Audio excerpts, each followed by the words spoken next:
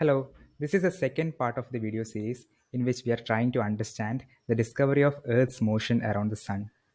So, we have four slides here. After going through these four slides, we should have a clear understanding of how this curve led to the discovery of Earth's motion around the Sun. So, in the first slide, we have a representation of Sun, Earth, and Mars.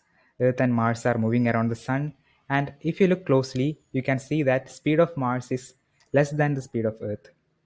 This is because Mars is farther away from the Sun, and due to this, the gravitational force on it is weaker than that of Earth. In the second slide, we have the option to view the whole system from the perspective of Earth.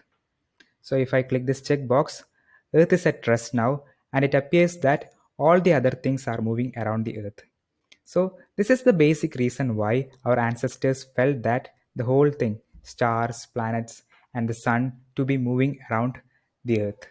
So the reason is that we are viewing all these things from the perspective of Earth, which is causing this illusion to occur. Now let's go to the third slide. In the third slide, we are going to trace the path of Mars with respect to Earth.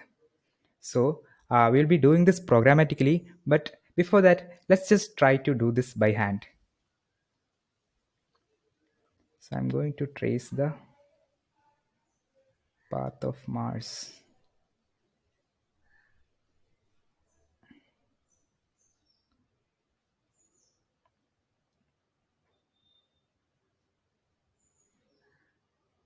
Okay, you can see that we have obtained two loops here. So the loop that we saw in the night sky is a small portion of one of these loops as viewed from Earth's perspective. Now let's see the programmatically generated versions of the loop. I'm going to click this checkbox. You can see that the loops being generated.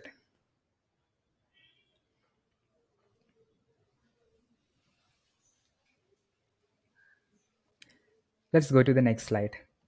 In the next slide, we have two sliders here using which we can control the speeds of both of these planets and see how the loop pattern change.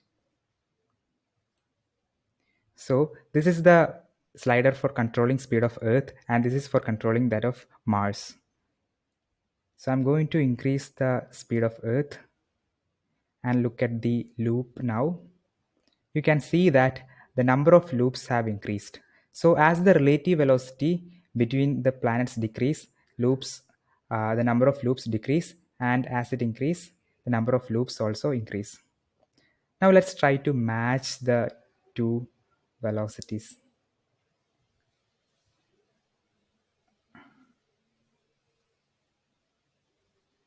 We have obtained a circle, and if you see, the angular velocities of the planets with respect to the sun is same now.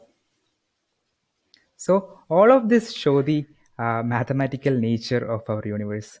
So I will share the link to these slides in the description of the video. If you're interested, you can go through them and just play with it.